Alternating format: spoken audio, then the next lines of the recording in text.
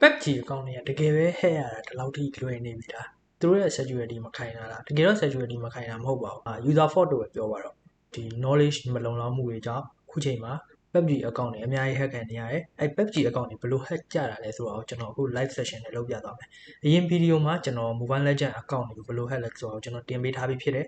အဲ Mobile Legend အကောင့် hack ခံရတဲ့ video မှာဆိုလို့ရှိရင်အများကြီးပဲ comment section ထဲမှာတွားကြည့်လို့ရတယ်အများစုပေါ့ကျွန်တော်တို့ဒီအခုလိုမျိုး knowledge sharing video တွေလည်းတိတ်မရှိခဲ့တာကြောင့်လည်းပါလိမ့်မယ်နဲ့တူတယ်ဗျ Mobile Legend account hack ခံထားရတဲ့တူကြီးကခံမှန်းကြီးရာခိုင်နှန်းလောက်ထိရှိတယ်တချို့တွေဆိုလို့ရှိရင်လည်း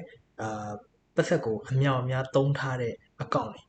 တွေသိန်း10ပိုင်းလောက်ထိရာပိုင်းလောက်ထိသုံးထားတဲ့ account တွေလည်းပါတယ်သူတို့တွေ account တွေ hack ခံလိုက်ရတယ်အဲ့တော့သူတို့ပြန်ပြီးတော့ recovery လုပ်ဖို့အတွက်လည်းသူတို့မှာ data အချက်လက်လုံလုံလောက်မရှိတဲ့အတွက်ပြဿနာပေါင်း16000နဲ့ပြန်မရတော့တဲ့ပြဿနာတွေအများကြီးရှိရဗျတချို့တွေကြောက်လဲကျွန်တော်တို့ account ကိုဖွင့်လာခဲ့တာက4-5နှစ်ဖြစ်သွားပြီဖြစ်တဲ့အတွက်သူတို့ဒီ data တွေကိုပြန်ရဖို့ဆိုတာမလွယ်တော့ဘူးဥမာကျွန်တော်တို့ဒီငွေဖြည့်သွင်းခဲ့ဘူးတဲ့ slip တွေတို့ပြီးတော့စာဖွင့်ခဲ့တော့ဖုန်းအမျိုးအစားအတိအကျတော့ကြောက်မလွယ်တော့ဘူးဗျာဒီလားအဲ့လိုမျိုးဖြစ်လာတဲ့အချိန်မှာကျွန်တော်တို့ပြဿနာပေါင်း16000နဲ့ account hack ခံရတဲ့သူတွေရဲ့မှာ account တွေကပြန်မရဖို့ရာခိုင်နှုန်းကအရင်များသွားတယ်အဲ့တော့အခုဒီ video မှာကျွန်တော်က PUBG account ကိုဘယ်လို hack လဲဆိုတာကိုကျွန်တော်လုပ်ပြသွားမယ်ဒါဒီမှာ live session နဲ့လုပ်ပြသွားမှာဆိုပေမဲ့တကယ်ကျွန်တော်ဒီ link တွေလောက်တာလဲအရင် video မှာလည်းပြောခဲ့ပြီးသားပါကျွန်တော်အရင် video မှာဟာတော့က try ဖို့အတွက်လောက်ထားခဲ့တဲ့ link တွေကဒီတစ်ခေါက်ပြန် try ကြည့်တဲ့အချိန်မှာအကုန်သေးကုန်ပြီဆိုတော့ကျွန်တော်အခုပြန်ပြီးတော့ link အသစ်ပြန်လုပ်တယ်ဒီတစ်ခေါက်ကပိုတော့မြန်သွားတယ်2မိနစ်လား3မိနစ်လားပဲကြာလိုက်တယ်ဝင်ပြီးတော့ကိုနဲ့ကောက်ပြီးတော့လှုပ်လိုက်အောင်ပဲပထမတစ်ခါလှုပ်ထားမှုပြီးသားဆိုတော့တော်တော်လေးလွယ်တယ်ခုတက်တိလည်းမဘန်းဘူးခုတိလည်းလှုပ်လို့ရနေတော့ပြီဆိုတော့ okay ပါတွားကြတာပေါ့ကျွန်တော်တို့အခု PUBG account တွေဘယ်လို hack လဲဆိုတာကို live session နဲ့တွားကြည့်မယ်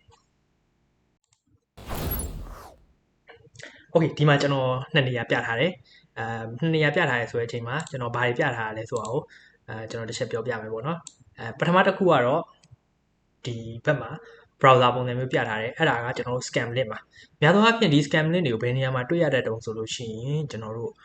Facebook new feed လိုနေရာမျိုးတွေမှာဒါမှမဟုတ်လို့ရှိရင်ဒီ TikTok လိုနေရာမျိုးတွေတချို့တွေကြောက်လဲကိုယ့်ရဲ့မှာ personal မေးပေါက်တွေထိလာပြီးတော့ဒီ link တွေကိုပို့တဲ့လူမျိုးတွေထိရှိကြတယ် scammer ပေါင်း16000ပေါ့ဗျာနေရာတိုင်းမှာရှိနေရပဲအဲ့တော့ဒီလိုမျိုး link တွေကိုတချို့တွေကြတော့ဘယ်လိုပုံစံမျိုးနဲ့သွားတာတုံးဆိုတော့ကြတော့ကျွန်တော်တို့ဒီနာမည်ကြီး caster တွေတို့နာမည်ကြီးဒီ professional player တွေတို့ရဲ့မှာပုံနေနဲ့ page အတုတွေလောက်ကြတယ် page အတုတွေလောက်ပြီးအဲ page အတုတွေကနေပြီးပြန်ပြီးတော့ share ပြီးတော့ဒီ link တွေကိုတင်နေကြတာဖြစ်တဲ့အတွက်တချို့ပြည်သက်အများစုကတွားပြီးတော့ယုံမိတတ်ကြတယ်ကျွန်တော်အရင် Mobile Legend account hack တဲ့ channel video ရဲ့မှာအောက်မှာဆိုလို့ရှိရင်တယောက်လာရေးထားတယ် caster စီစီရဲ့မှာ page ကတင်တဲ့ link ကိုတဲ့ဝင်ပြီးတော့နှိမ်ရန်နေပါသွားတာတဲ့ okay အဲ့ဒါတွေကလည်း fake account တွေပဲ channel အတုတွေပေါ့ဗျာဘယ်လိုပြောရမလဲကျွန်တော်တို့ Facebook page အတုတွေပေါ့ကျွန်တော် like များ follower များပြီးသား channel တွေကိုသူတို့ဝယ်လိုက်ကြတယ်ဝယ်ပြီးတော့ကြတော့အဲ့လိုမျိုးနာမည်ရှိပြီးသား streamer တွေ player တွေရဲ့မှာနာမည်တွေချိန်တယ်ချိန်ပြီးတော့ scam link တွေကိုတင်တယ်အဲ့တော့လူတွေကလည်းဒီလူတွေကိုမြန်မာတမ်းပြီးသားလူတွေဖြစ်တဲ့အတွက်ယုံကြည်လိုက်ကြတယ်ယုံကြည်ပြီးတော့အဲ့ link တွေကိုဝင်လိုက်တယ်ဝင်ပြီးတော့ကျွန်တော်တို့ရဲ့အချက်လက်တွေကိုသွားပေးလိုက်မိတဲ့အချိန်မှာစပြီးတော့ကျွန်တော်တို့ရဲ့ account တွေ hack ခံလိုက်ရတာဖြစ်ပါတယ် okay အခုကျွန်တော်PUBG account တွေရမှာဘယ်လို hack ခံရလဲဆိုတော့ကျွန်တော် scam link တစ်ခုကျွန်တော်ကိုယ်တိုင် create လုပ်တာဒါသူမှလုပ်တာမဟုတ်ကျွန်တော်ကိုယ်တိုင်လုပ်ထားတဲ့ဟာဘာအတွက်တော့ educational purpose အတွက်ပဲကျွန်တော်ဒီ link ဘယ်လိုလုပ်လဲဆိုတော့ပြောပြမှာမဟုတ်ဘူး okay ဒီ link နဲ့ကိုဝင်လိုက်ပြီဆိုလို့ရှိရင်ကျွန်တော်တို့ဒီလို PUBG event လိုမျိုးပြလိမ့်မယ်ကျွန်တော်ကနှစ်ခုပါလို့ရှိရင်ပြထားရတယ်ဒီဘက်မှာကျွန်တော် Hain test ဆိုတာကျွန်တော် test လုပ်ထားတဲ့ bot တစ်ခုဒီ bot တွေဘယ်လိုအလုပ်လုပ်လဲဒီ link တွေဘယ်လိုအလုပ်လုပ်လဲဆိုတာကိုကျွန်တော်ဒီတိုင်းထင်သာမြင်သာရှိအောင်လို့ကျွန်တော် screen နှစ်ခုခွဲပြီးတော့ပြထားတာ okay ဟုတ်ပြီအဲ့ဆိုလို့ရှိရင်ကျွန်တော်စကားမများတော့တွက်ကြည့်လိုက်ကြအောင် okay ဒီ link နဲ့မှာဆိုလို့ရှိရင်ကျွန်တော်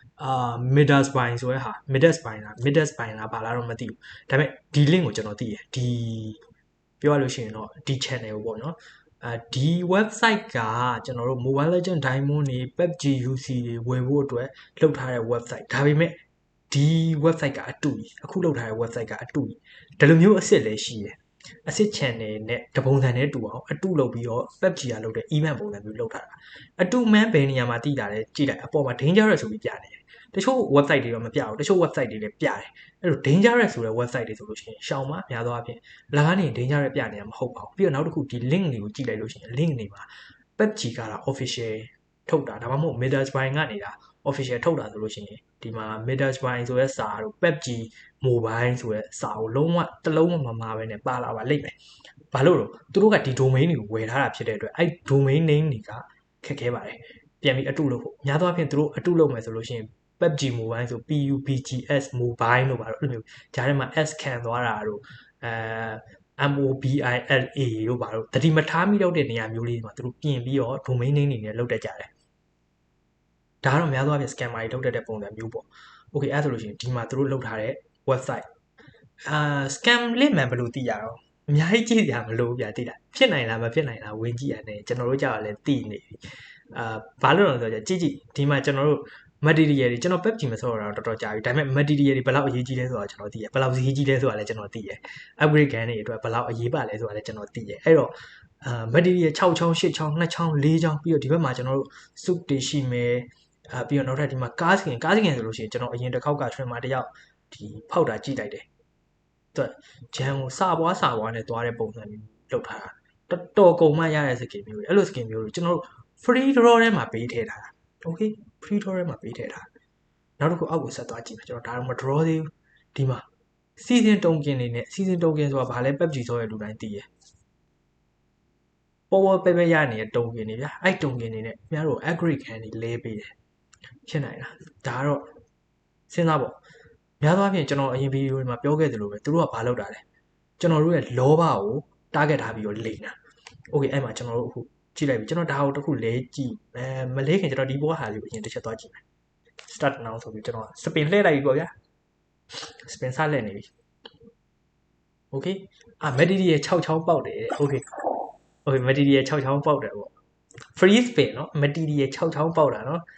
material 6ချောင်းဆိုလို့ရှိရင်ကျွန်တော်အနည်းဆုံး upgrade 3ဆင့်လောက်တော့လုပ်လို့ရမှာနဲ့တူတယ်မရလည်းမရဘူးပေါ့ဗျာမသိတော့ဘူးဒါပေမဲ့ material 6ချောင်းရဖို့လွယ်တာမဟုတ်ဘူးဆိုတာကျွန်တော်သိတယ်အရင်တော့ဆိုလို့ရှိရင်ကျွန်တော် upgrade skin တခုကိုနှစ်ခါပြန်ပေါက်မှ material တစ်ချောင်းတို့နှစ်ချောင်းတို့ပေးတာဟောဒါ upgrade skin 3ခု4ခုစားတော့တန်ကြီးရှိရဲ့ဟာတွေလာချပေးရဲ့ okay ထားပါတော့ကျွန်တော် call နဲ့နှိပ်လိုက်မယ် PUBG ပုံစံမျိုး loading screen တက်လာတယ် okay အဲ့မှာကျွန်တော်တို့ပါ Google Play Game phone email okay ကျွန်တော်လောလောဆယ် Play Game နဲ့တစ်ချက်ဝင်ကြည့်မယ် okay Play Game ဆိုလို့ရှိရင်လည်း Google login ဆိုပြီးကျွန်တော် email address တောင်းတယ် password တောင်းတယ် okay ကျွန်တော် text@gmail.com လို့ပဲထည့်လိုက်တယ်ဒါကျွန်တော်စီမှာမရှိတဲ့ mail တစ်ခုပေါ့ဒီမှာ test password လို့ရိုက်ကြည့်မယ်ဒီမှာ test password လို့ရိုက်လိုက်မယ်ကျွန်တော်ဒီမှာပြမယ်test password နဲ့ hintest@gmail.com အဲ့ဒီမှာကျွန်တော် next ကိုနှိပ်ပြမယ်ဒီဘက်က bot ကိုတစ်ချက်ကြည့်နေလိုက် okay နော် next ကိုနှိပ်လိုက်မယ် okay ဟုတ်လားကျွန်တော်ချက်ချင်းတန်းပြီးတော့ဒီမှာ तू က Google account cannot be found ဆိုတော့ငါ Gmail login ကဘာဖြစ်တာလဲအဆင်မပြေဘူးလားမသိဘူးဘာညာဆိုပြီးတော့ပေါ်လာလိမ့်မယ်အဲ့လိုပေါ်လာပေမဲ့ကျွန်တော်တို့ဒီဘက်ချမ်းမှာဘာသွားပေါ်နေပြီရောဆိုတော့ကျွန်တော်တို့ new login detected ဆိုပြီးပေါ်နေဘာပါလာလဲကျွန်တော်တို့ဒီမှာကြည့်လိုက် site 195ဆိုတာကျွန်တော်လုပ်ထားတဲ့ port number ပြောလို့ရှိရင် website number ပေါ့ဗျာကျွန်တော်ဒီမှာ version ကိုအများကြီးရှိတယ်ဒါဟို website number 195နဲ့သုံးထားတယ်ပြီးတော့ login method က Google Play နဲ့ဝင်ထားတာတဲ့အဲ့မှာ gmail.com password ကျွန်တော်တို့ရိုက်လိုက်တဲ့ gmail တွေ password တွေအကုန်ပါလာတဲ့အပြင်ကိုကျွန်တော်နေနေတဲ့နိုင်ငံတွေပြီးတော့ country code တွေ IP address တွေဘယ် device ကနေဝင်ထားတယ်ဆိုတာတွေပြီးတော့ဘယ် browser ကိုသုံးထားလဲဘယ် operating system ကိုသုံးထားလဲတော်တော်ဆုံးနေပြီးတော့ local time ကျွန်တော်တို့ time zone ဘယ်နှနာရီရှိနေပြီလဲဆိုတာအစ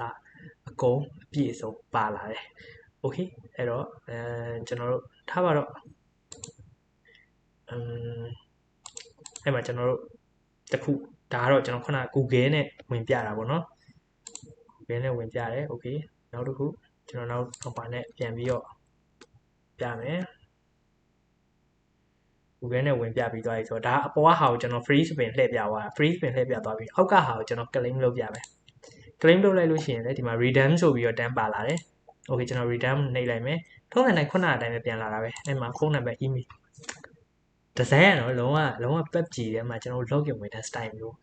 လုံးဝ theme ကိုချထားပြီးသား okay ဒီမှာ email address ထည့်လို့ရတယ်password ထည့်လို့ရတယ်ဒီမှာ mobile number ထည့်လို့ရတယ် ဒါကျွန်တော် country code တွေပါတောင် auto ပြောင်းပြီးသားကျွန်တော်ရောက်နေတဲ့နိုင်ငံမှာ country code တွေပြီးတော့ဒီမှာ password တွေဘာနဲ့ဝင်ပါလဲ okay ကျွန်တော်ဒါတစ်ခုနဲ့ရိုက်ကြည့်မယ်ကျွန်တော်ဖုန်းနံပါတ်တစ်ခုဆောက်တလို့ရိုက်လိုက်ပြီဒီ password ကို test password လို့ရိုက်လိုက်မယ်အဲ့ဒါဆိုလို့ရှိရင်ကျွန်တော် okay ဆိုပြီးထပ်နေကြည့်မယ်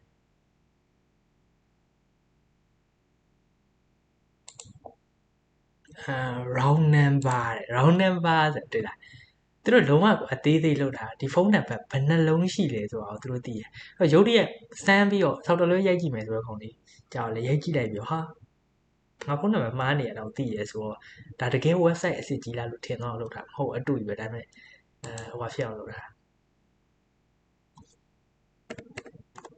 ဖုန်းနံပါတ်အလုံးအပြည့်စုံအရေးအတွက်ပြည့်အောင်ရိုက်ပေးလိုက်မယ်အဲ့ဒါဆိုလို့ရှိရင်တန်းပြီး mobile login ဆိုပြီးတန်းပေါ်သွားတယ်အဲ့ဒီအချိန်မှာဘာဖြစ်သွားလဲ okay ဒီဘက်မှာကျွန်တော်တို့ထပ်ပြီးတော့ပေါ်နေပြီ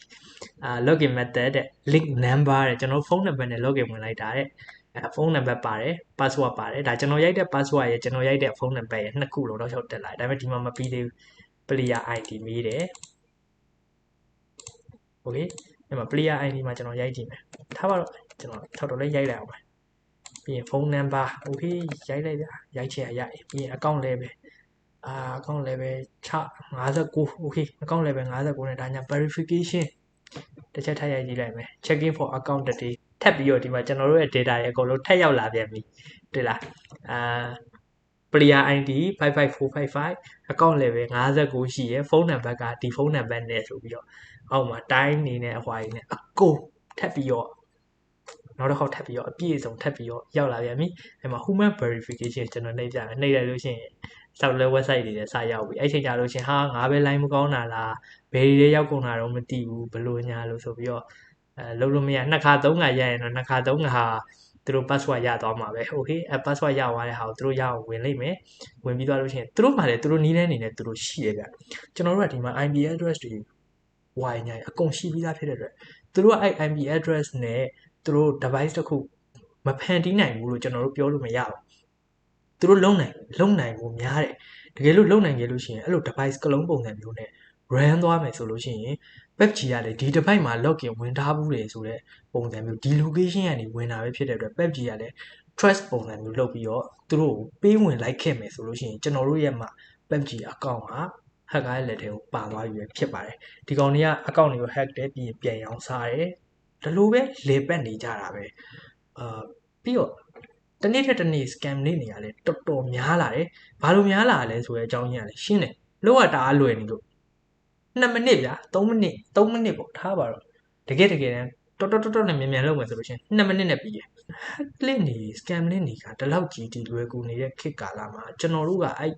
scam link တွေနဲ့ပတ်သက်ပြီးတော့ knowledge ရှိမှထားအောင်ဆိုလို့ရှိရင်ကျွန်တော်တို့ရဲ့ game account တွေ bank account တွေ